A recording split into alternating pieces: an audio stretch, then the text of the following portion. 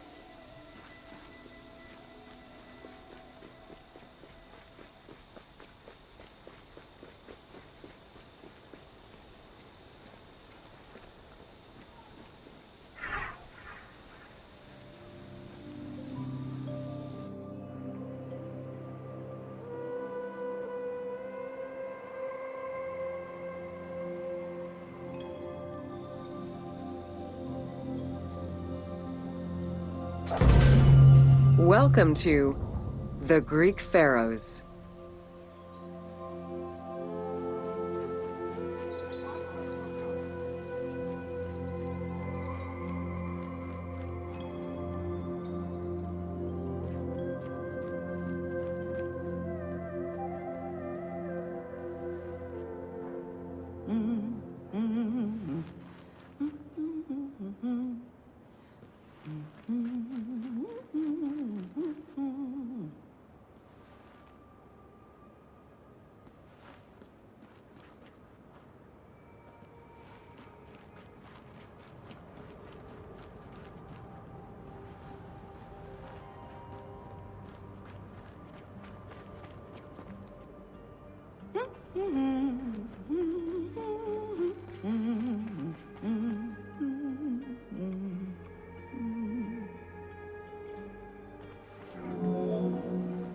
Pharaohs were considered divine incarnations of the gods. As an avatar of the gods living on Earth, the pharaoh's role was to preserve fundamental values and universal harmony by removing chaos, Isfet, and ensure that justice, Mot, prevailed. The pharaoh, by divine ancestry and through multiple offerings, was the bond that unites the world of men to the world of the gods and allows the maintenance of the cosmic order.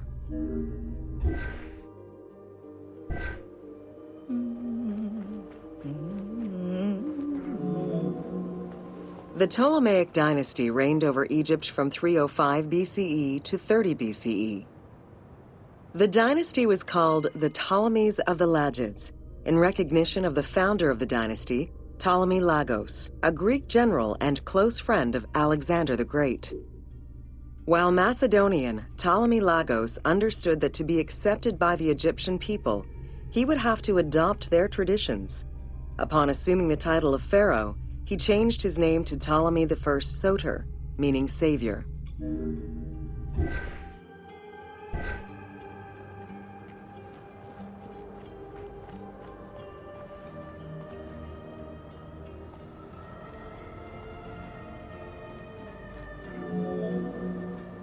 Born in 356 BCE, Alexander the Great went through a hasty education in the affairs of the kingdom before integrating into the Macedonian army, where he quickly rose through the ranks.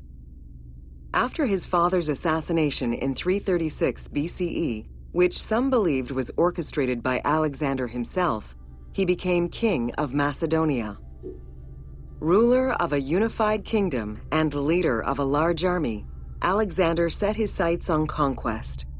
Eager to reclaim the Greek cities of Asia Minor, he took on the Persian forces, earning victory after victory.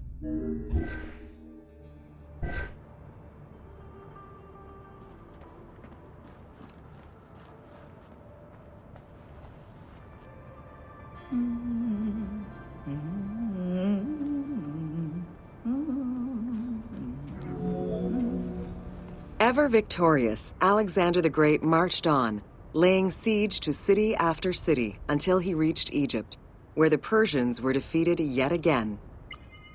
Viewed as a liberator by the Egyptian people, Alexander decided to become pharaoh in due form.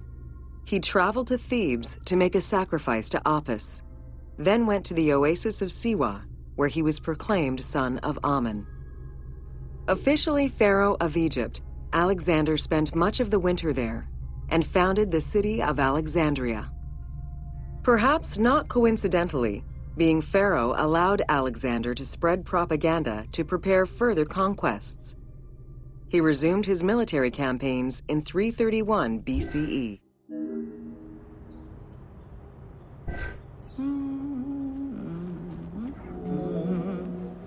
On his deathbed in 323 BCE, Alexander the Great gifted the satrapy of Egypt to Ptolemy Lagos.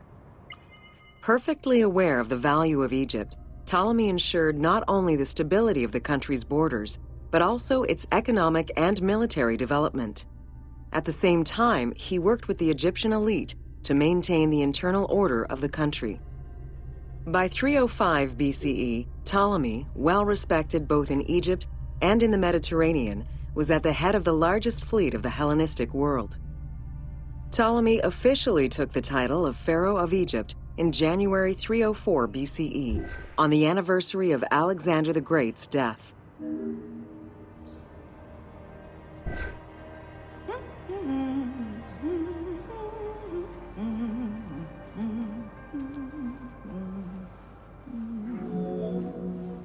Alexander died in Babylon in 323 BCE. His remains were placed first in a solid gold sarcophagus, and then within another. The casket was carried in an ornate custom wagon, gilded and set with precious stones, and pulled by 64 mules crowned with gold. The funeral procession was diverted to a grandiose temple in Alexandria, built in the conqueror's honor under the orders of Ptolemy I.